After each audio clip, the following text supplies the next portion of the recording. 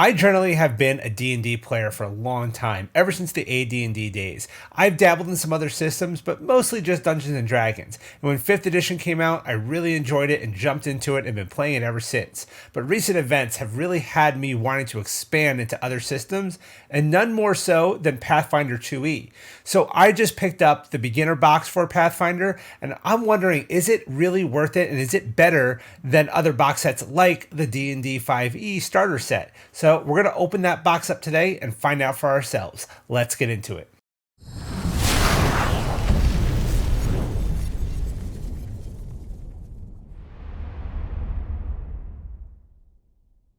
Hello everybody, I'm Joe, and this is the GM Toolbox, your go-to place to get all the tools you need to enhance your TTRPG games. Today, I am excited because I picked up the beginner box for Pathfinder 2e.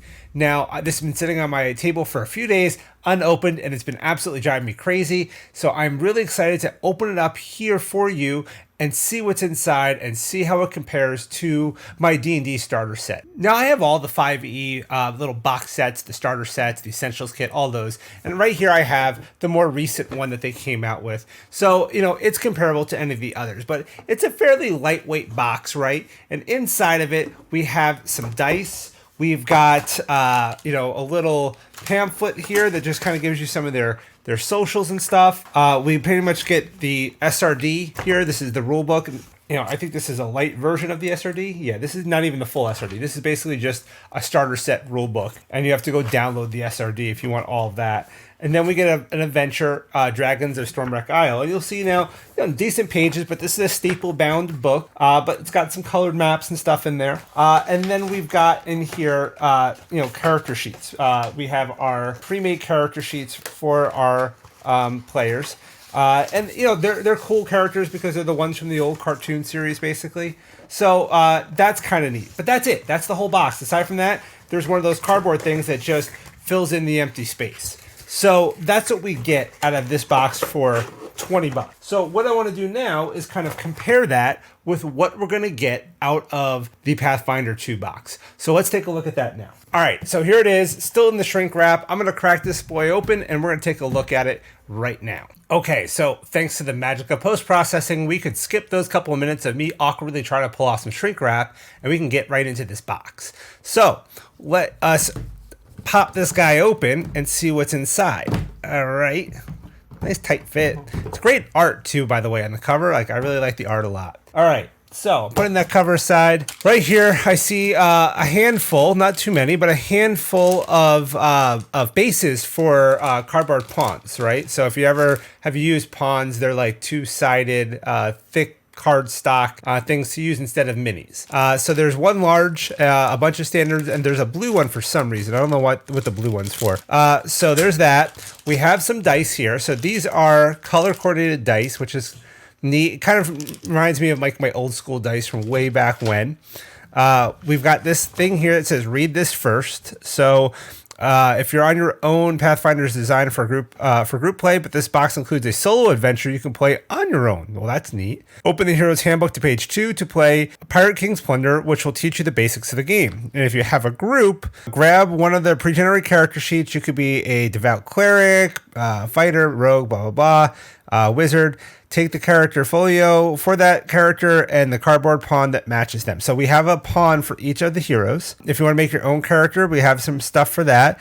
And if you want to be the game master, there's stuff for that. And then on the back here, we have what's in the box. So we're going to see what's in the box. What's in the box? All right, so these are cool. So these are a player reference card. Now, I do know a few basic things about Pathfinder 2. I have not really played it, but I know it all centers around a 3-action economy where there's basically all these different actions you can do, and you can do any 3 of them in a turn, plus you have a reaction. So right here it says, at the start of your turn, regain your 3 actions and 1 reaction. So you can just kind of mark these off, I suppose. It gives you some basic stuff. So D20 plus the statistic, include bonus and penalties. Compare the DC to determine success. Critical success exceeds the DC by 10 or more. So you don't have to roll a nat 20. You just have to beat it by 10 or more. A success, meet or exceed the DC. Failure, get lower than the DC. And a critical failure is if you fail by 10 or more. So that's kind of interesting. Rolling a 20 or 1, if you roll a 20 on the die, increase the degree of success by 1 step. If you roll a 1 on the die, decrease the degree by 1 step. So rolling a nat 20 or nat 1 do have their own advantages and disadvantages, or, penalties and rewards. Tells you about what a DC is. Here are some basic actions that everybody would have. Things like dropping prone, interacting, leaping, seeking, which I would assume is kind of like a perception type check. Scan area for signs of creatures or objects using perception. There you go. Standing, step, move 5 feet without triggering reactions. So that's kind of neat, right? You can move, you can use an action. Well, that's kind of like disengaging, but you can just do it for 5 feet. Or I guess 5 feet or more, but that can be one of your actions, is disengage and then attack. So because of the 3 action system, that's neat. You can't do that in a 5e. Standing is an action. Move your speed is an action, and then strike. Attack with a weapon or an unarmed attack. Roll an attack roll against the target's AC. So yeah, we know how attacks work, right? The multiple attack penalty is -5 if it's your second attack, -10 if it's your third. So if you want to attack 3 times, there's penalties. So you can just stand there and attack 3 times, but there's going to be penalties. So that's really neat. On the back here, there is information that tells you a little bit more about some conditions and things like that. So really cool. We got 6 of these cards for your players. Man, this box is heavy too. Right here, player fighter, if you want to fight from the front lines, use the best weapons and armor, react quickly to action. So this is the fighter's book, and then in here we have our rogue, we've got our cleric, and we've got our wizard. So really neat. We can see here on this sheet, the colors of the dice here coordinate to the colors of our dice from our pack. So if you're really new to role-playing games, that could be super helpful. I'm seeing right here like these yellow letters for different things with the explanations down here on the side. So I like that. This seems like it's super easy to understand, right? We have weapon proficiencies here.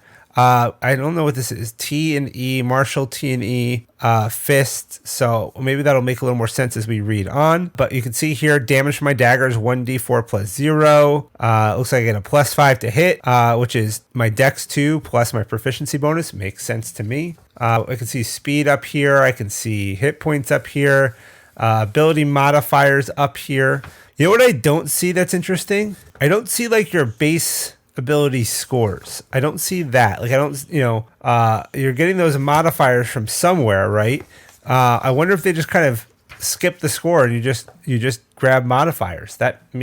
Really, when you think about it, it's all the ability scores do. They don't do much else, generally speaking. So yeah. We see here you have 1 action, 2 action, 3 action, reaction. So I'm going to assume that different things are going to kind of have those. So that looks cool, but we can see our pronouns, alignment, level, character name, ancestry, heritage, background, all that stuff. It looks like a fairly easy character sheet to understand. So that's neat. We have 4 character sheets. Then look at this. This is a good sized book. And you'll notice this is like a glued bound book, not a stapled pamphlet. So this is my beginner box hero's handbook. It's like a miniature player's handbook right here, guys. So right here is Pirate King's Plunder. I think this might be the solo adventure that they were talking about. And then, yeah, we get into ancestries here, getting started. So, more explanation and all the rules and stuff of the game. But a lot. I mean, this is a 73-page thing here, cover to cover, and it has some weight to it. It's pretty nice. We got some blank character sheets in here, so we can make our own characters. All right, so we get a whole stack of blanks, and then we've got the beginner box game master's guide. So here's like my GM's guide. Pretty cool. There is, I think there is an adventure in here as well. So, very nice though. I mean, a lot of stuff. Look at the color quality and just the page quality on this too, by the way, is really nice and thick and heavy. I like that a lot. We got a bunch of, creature stat blocks and stuff in the back. There is a map in here. I'm not going to open this all the way to show you, but it is a nice big, heavy, dry, wet erase, fold out, washable, 2-sided map for the adventure. And then this is super cool because we figured this was coming. But here's a whole bunch of pawns. We got 4 pawns in here. I think they said the box says there's over 100 of them. 124 pawns. So, oh, and check this out right here. Look at these. That's cool. Let me see. Is there another one? Yeah, there is. There's more. So right here, I can pop these out. And when I grab those cards, right? When we have these cards, I can just drop these on. Oh, I used one. I used one. Oh, I used my reaction, right? So you can track them like that. That's really neat. I like that. Super cool. Super, super cool. And then finally, the Pathfinder Society little thing. So if you don't know what Pathfinder Society is, it's kind of like Adventure League for Pathfinder. Organized play. They have Facebook groups and stuff like that. I've actually been on that for a while, though I haven't really done any play with it. But that's neat, man. There's a lot in here, guys. Like, there's a lot. So this box cost me about... it cost me $35, but generally speaking, it's a $40 box set compared to the $20 box set that's the D&D one.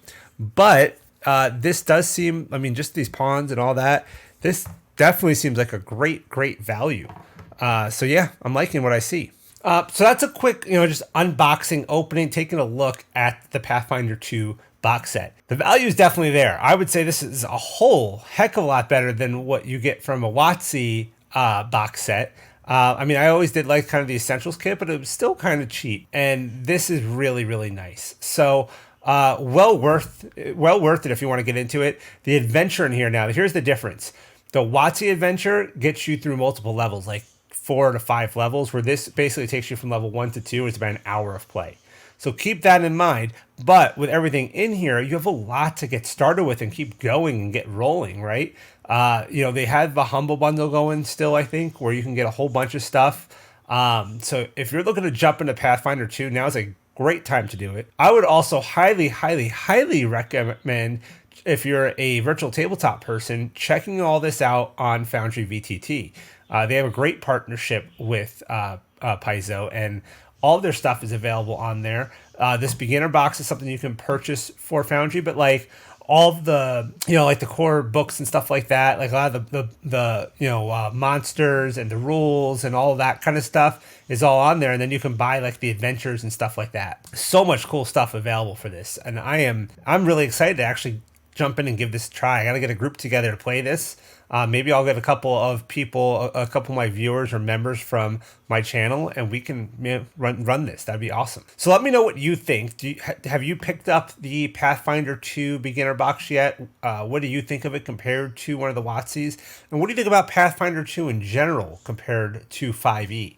I'm also very excited for Project Black Flag, but I can definitely see myself playing some Pathfinder 2 in the near future. Let me know what you guys think in the comments below. And we will definitely dive into the mechanics of Pathfinder 2 over the course of a couple weeks or so. And make sure you come to my lives because I'll definitely be playing with it there as well. So that's it for today, guys. And until next time, roll those dice.